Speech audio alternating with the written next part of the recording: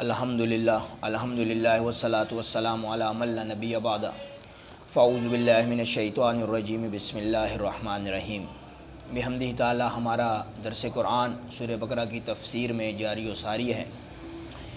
تو چلیے دیکھتے ہیں کہ قرآن ذیشان کیا ارشاد فرماتا ہے۔ ہمارے پچھلے دروس کے اندر جو سلسلہ چلا آ رہا ہے، موسیٰ علیہ السلام آپ کی قوم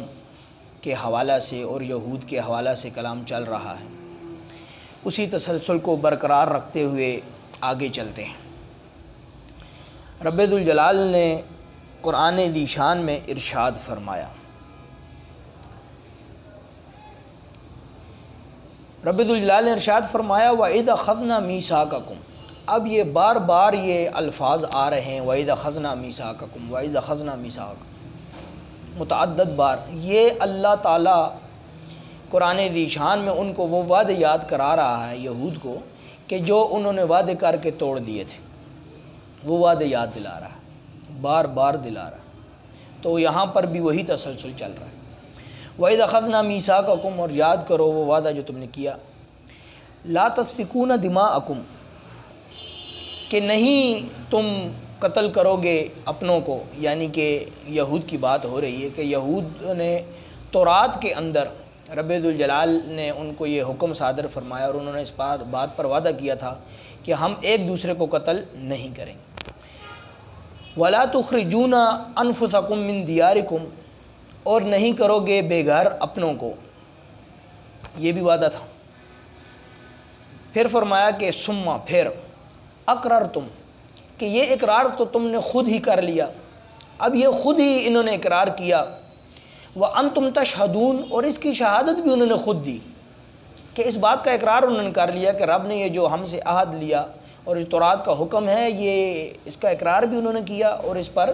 تشہدون، اور خود ہی اس پر گواہ بھی خود ہی تھے۔ ثم، پھر انہوں نے کیا کیا، انتم ہؤلاء تقتلون انفسکم، وہی کام کیا کہ جس کا پیچھے وعدہ بھی کر چکے ہیں، شہادت بھی خود دے رہے ہیں، اقرار بھی خود کیا، لیکن اس کے باوجود انہوں نے تقتلون انفسکم،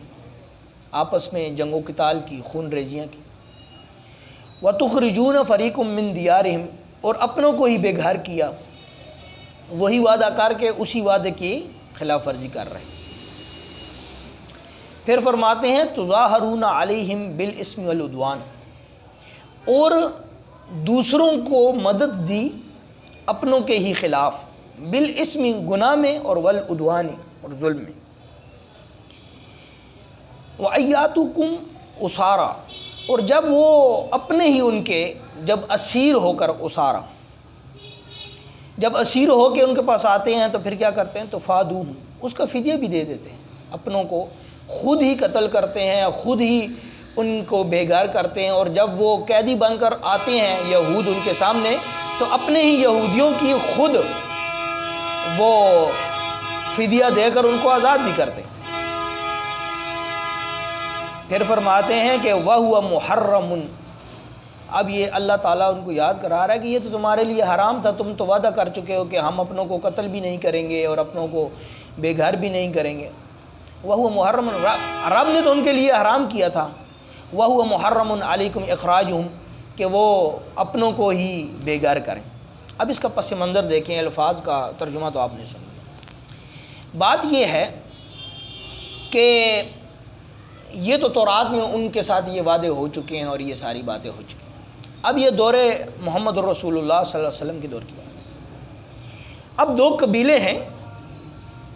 ایک قبیلے کا نام ہے قبیلہ اوس اور ایک قبیلے کا نام ہے قبیلہ خزرج۔ اب یہ دو عرب کے قبیلے ہیں۔ اب اوس کے قبیلہ اوس کے کچھ ساتھی یہودی ہیں اور قبیلہ خزرج کے بھی کچھ ساتھی یہودی ہیں۔ اب اوس اور خزرج جو ہیں یہ زمانہ جاہلیت میں آپس میں جنگ کرتے تھے، قتال کرتے تھے اور ان کی دشمنی چلتی تھی۔ اب چونکہ کچھ ساتھی ان کے بھی یہودی تھے، کچھ ساتھی ان کے بھی یہودی تھے، تو اب یہودی کچھ یہودی قبیلہ اوس کے ساتھ مل جاتے تھے، کچھ یہودی قبیلہ خزرج کے ساتھ مل جاتے تھے، اور جب وہ آپس میں لڑتے تھے تو یہ بھی ان کے ساتھ مل کر جنگ و قتال کرتے تھے۔ اچھا، صرف یہ یہودی آمنے سامنے آ کر صرف قبیلہ اوس اور قبیلہ خزرج کے لوگوں کو قتل نہیں کرتے تھے، یہود کے سامنے بھی آ جاتا تھا تو اس کا بھی سر قلم کر دیتے۔ تو یہاں پر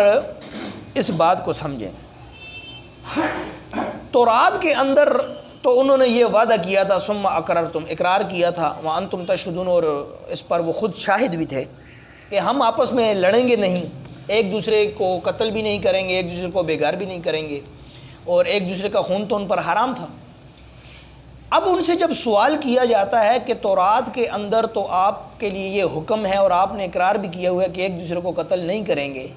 تو جب یہ قبیلہ اوس اور قبیلہ خزرج آپس میں لڑتے ہیں تو آپ بھی ان کے ساتھ مل کر ایک دوسرے کو قتل بھی کر رہے ہوتے ہیں۔ تو جواب کیا دیتے ہیں؟ جواب دیتے ہیں، یہود کہتے ہیں کہ مسئلہ یہ ہے کہ قبیلہ اوس ہمارے دوست ہیں،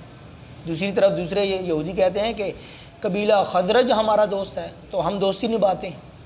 تو اب تورات کا حکم تو یہ تھا کہ تم نے قتل نہیں کرنا، اب وہ اللہ کے حکم سے زیادہ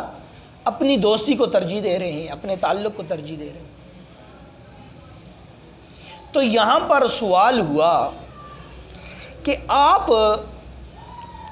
اپنا جو آپ نے جو اقرار کیا اور شہادت لی ہوئی اور جو اللہ کا حکم ہے، جہاں پر آپ کی طبیعت ہوتی ہے آپ اس پر عمل کرتے ہیں، اور جہاں پر آپ کی طبیعت نہیں ہوتی ہے آپ اس پر عمل نہیں کرتے۔ اچھا پھر کیا ہوتا اگر قبیلہ اوس والے قبیلہ خزرج کے ساتھ کسی یہودی کو قیدی کر لیتے، تو پھر کیا وَإِن يَأْتُوكُمْ أُسَارَىٰ، تو دوسری طرف کے جو یہودی ہوتے تھے وہ اپنے یہودی دوست کو پیسے دے کر فدیہ دے کر چھڑا بھی لیتے تھے۔ تو ان سے یہ سوال ہوا کہ یہ آپ کر کیا رہے ہیں؟ کبھی تو قبیلہ اوس کے ساتھ مل کر یا خزرج کے ساتھ مل کر یہودیوں کو ہی مار رہے ہوتے ہیں، اور جب کوئی یہودی اگر قید میں آ جائے تو آپ فدیہ دے کر اس کو چھڑا بھی لیتے ہیں۔ یہ اس بات کی کوئی سمجھ نہیں آ رہی۔ تو وہ یہ کہتے ہیں کہ بس جہاں ان کی طبیعت ہوتی ہے تو وہ تورات پر عمل کرتے ہیں، اور جب ان کی طبیعت نہیں ہوتی تو وہ تورات پر عمل نہیں کرتے۔ یہی چیز ہم اپنے گریبانوں میں دیکھیں، ہمارے ماحول کے اندر یہ فقط کہانیاں نہیں سنائی جا رہی قرآن کے اندر، یا یہ کوئی تاریخ کی وہ حوالہ جات نہیں ہے، یہ اسی لیے بیان کیے جا رہے ہیں کہ ہم ان باتوں سے نصیحت پکڑیں اور اپنے گریبانوں میں دیکھیں۔ اب ہم بھی یہی کچھ کر رہے ہیں، ہر شخص اپنے گریبان میں دیکھے میرے سمیت، کہ ہم دین میں جو چیز ہمیں پسند ہوتی ہے وہ اپنا لیتے ہیں، اور جو دین میں ہمیں پسند نہیں ہوتی اسے ہم چھوڑ دیتے ہیں۔ مثال، ایک چھوٹی سی مثال دیتا ہوں۔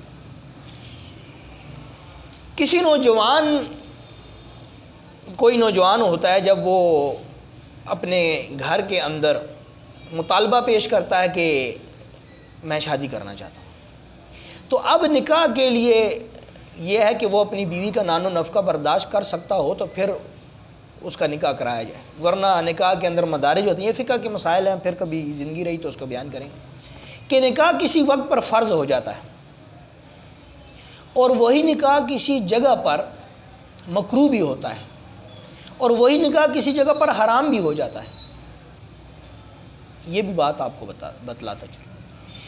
کہ اگر اس پر غلبہ شہوت ہے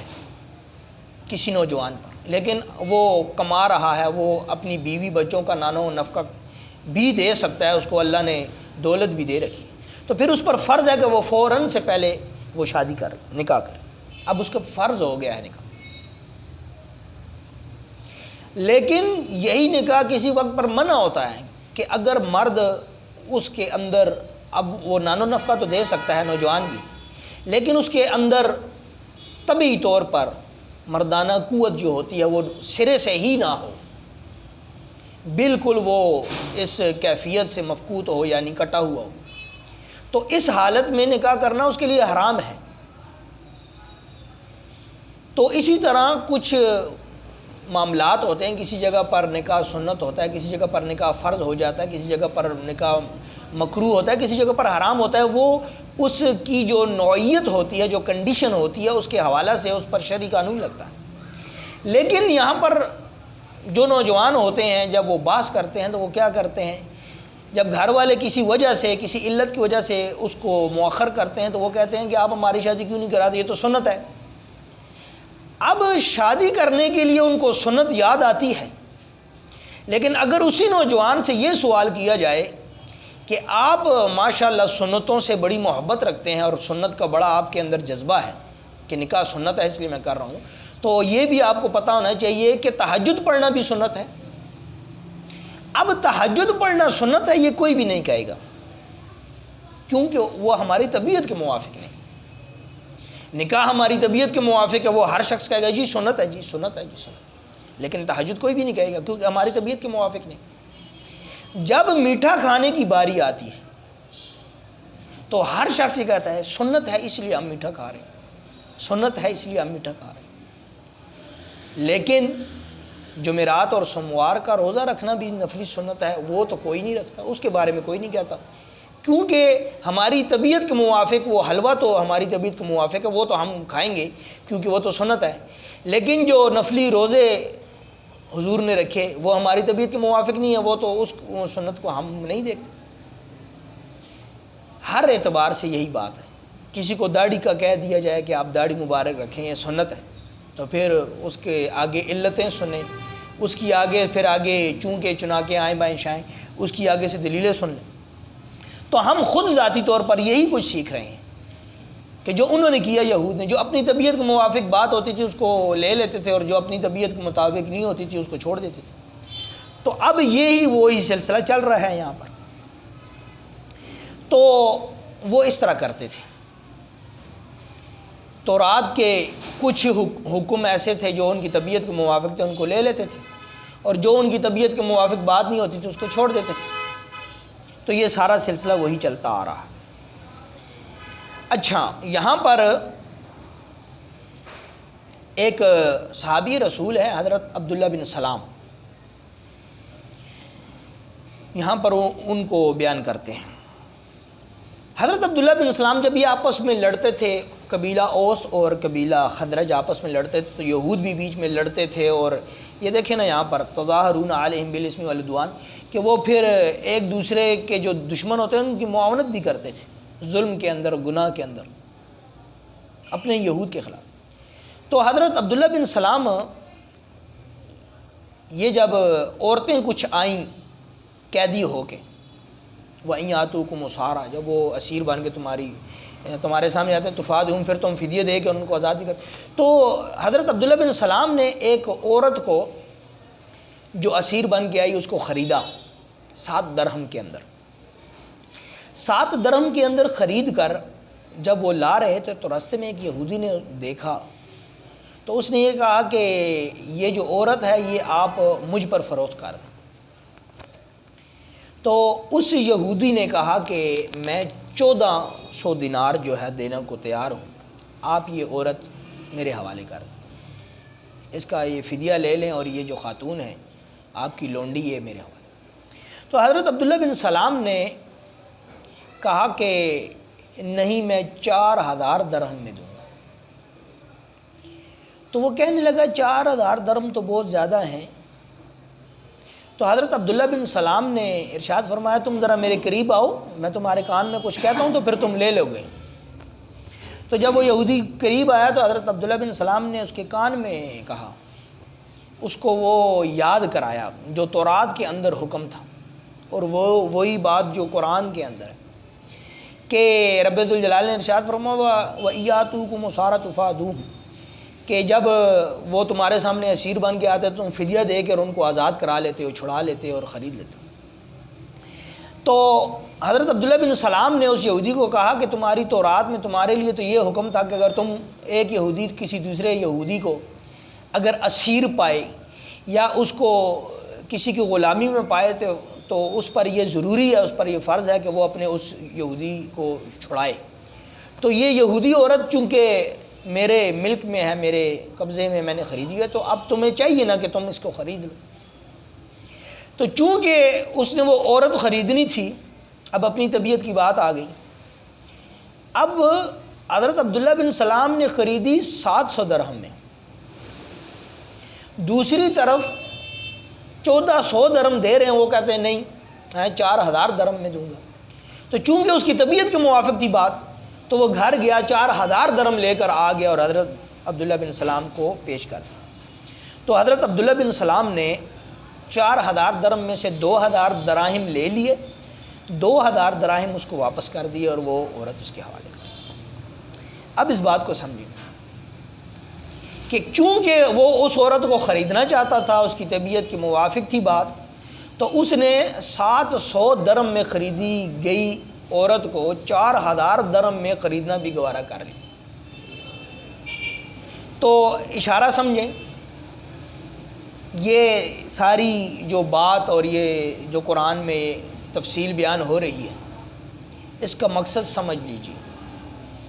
کہ کیا ہے، کہ وہ یہود یہ کام کرتے تھے جو قرآن بیان کر رہا، کہ جو ان کی طبیعت کے موافق بات ہوتی تھی اس کو وہ لے لیتے تھے دین میں سے، اور جو ان کی طبیعت میں نہیں آتی تھی اس کو چھوڑ دیتے تھے۔ آج کے درس میں ہم نے کیا سیکھا؟ یہی کچھ سیکھا کہ ہم اپنے خیالات پر، اپنے جذبات پر، اپنے احساسات پر، اپنے اعمال پر غور و فکر کریں، کیا وہی کام ہم تو نہیں کر رہے؟ اور جب ہر شخص اپنے گریبان میں جھانک کے دیکھے گا تو وہ اس بات کو چاہے مانے یا نہ مانے، تسلیم کرے یا نہ کرے، لیکن اس کے دل کے کسی کونے میں یہ بات ضرور آئے گی کہ آج ہم بھی وہی کام کر رہے ہیں، کہ ہم دین کو اپنی طبیعت کے مطابق چلا رہے ہیں، ہم دین کو اپنی طبیعت کے موافق ہی اس کو جو ہمیں پسند آتا ہے اس پر ہم عمل کر لیتے ہیں، اور جو ہماری طبیعت کے موافق نہیں ہوتا اس کو ہم چھوڑ دیتے ہیں۔ تو یہ بات سمجھ۔ تو جو میں بیان کر رہا تھا کہ نکاح کے حوالے سے وہ ایک فقہی مسئلہ، تو یہ آپ جان لیجئے، اس پر ایک حدیث بیان کر دیتا ہوں۔ پہلی بات تو یہ ہے کہ اگر کوئی شخص جس پر غلبہ شہوت ہو، کہ اس کے جذبات ابھرتے ہوں، اور وہ نوجوان بھی ہو، اور وہ اس کے پاس اتنی دولت یا اتنی رقم ہے کہ وہ اپنی بیوی کا نان و نفقہ یعنی کھانا پینا، روٹی کپڑا مکان کا اہتمام کر سکتا ہے، تو اس پر فرض ہو جاتا ہے کہ وہ فوراً سے پہلے، کہ یہ نہ ہو کہ شیطان اس سے کوئی گناہ کرا لے، وہ فوراً نکاح کر لے۔ لیکن اگر وہ اس قابل نہیں ہے یا اس کے ایسے حالات نہیں ہیں کہ وہ شادی کر سکے، یا شادی کے اندر بیوی کے نان و نفقے کا اہتمام کر سکے، یا بچوں کی پرورش اور ان کے حوالہ سے اہتمام کر سکے، وہ شرعی معذول ہے یا شرعی فقیر ہے، بالفاظ دیگر ہمارے ماحول کے مطابق اگر الفاظ آسان بیان کروں کہ وہ بے روزگار ہے، تو اس سے یہ چاہیے کہ حدیث کے اندر ہے کہ وہ پھر ایک طرف تو اس کا غلبہ شہوت ہے، اور دوسری طرف وہ اس قابل بھی نہیں، شریعت اس کو اجازت نہیں دے رہی کہ وہ نکاح کرے، تو وہ پھر کرے کیا؟ تو یہاں پر حضور صلی اللہ علیہ وسلم نے ارشاد فرمایا کہ پھر وہ روزے رکھے، اور نفلی روزے رکھے، تاکہ اس کے اوپر جو غلبہ شہوت ہے وہ دبی رہے، وہ کم رہے۔ یہ یاد رکھیے، نوجوانوں کے لیے یہ ایک تحفہ ہے، اس بات کو سمجھیں کہ اگر آپ کے حالات نہیں ہیں کہ آپ نکاح کر سکتے ہیں، اور آپ پر غلبہ شہوت ہے، آپ سمجھ رہے ہیں اپنی کیفیت کو کہ اب مجھ سے گناہ ہونے جا رہا ہے، تو اس کو چاہیے کہ وہ نفلی روزے رکھنا شروع کر۔ یہ میرا کلام نہیں، یہ رسول اللہ صلی اللہ علیہ وسلم کا مشورہ ہے امت کو، اور وہ اپنے اندر وہ صلاحیت پیدا کرے کہ وہ ایسا اہتمام کر سکے کہ وہ ایک بیوی یا چند بچوں کا نان و نفقہ کا اہتمام کر سکتا ہے، اس کے لیے کوشش کرے۔ جیسے ہی اس کی وہ کوشش کامل ہو جائے کہ الفاظ دیگر آسان الفاظ میں کہ اس کو ایسی نوکری مل جائے یا وہ ایسا کوئی کام کاروبار شروع کرے کہ وہ اس تنخواہ کے اندر ایک بیوی یا چند بچوں کا رزق کا اہتمام یا گھر کا اہتمام یا روٹی کپڑا مکان کا اہتمام کر سکے، تو پھر وہ فوراً اس میں نکاح کر لے۔ یہ ایک شرعی مسئلہ بھی اس درس کی برکت سے بیان ہو گیا۔ اس کے اندر اور بھی بہت ساری تفصیلات ہیں، لیکن چونکہ ہمارا درس تفسیر قرآن کے حوالہ سے ہے، اگر زندگی نے وفا کی تو کسی موقع پر فقہی مسائل بھی بیان کرنے کی کوشش کریں گے۔ تو جتنا بیان ہو سکا یہیں تک ہے، انشاءاللہ اسی موضوع کو آگے چلانے کی کوشش کریں گے کل۔ تو دعا ہے رب ذوالجلال عمل خالص کی توفیق عطا فرمائے، اور حضور کی محبت اور اللہ کی محبت خلوص کے ساتھ اور ادب کے ساتھ اور خالص اللہ کی رضا کے لیے ہمیں قرآن پڑھنا، پڑھانا، سمجھنا، سمجھانا، سیکھنے اور سکھانے کی ہمیں توفیق عطا فرمائے۔ وما توفیقی الا باللہ۔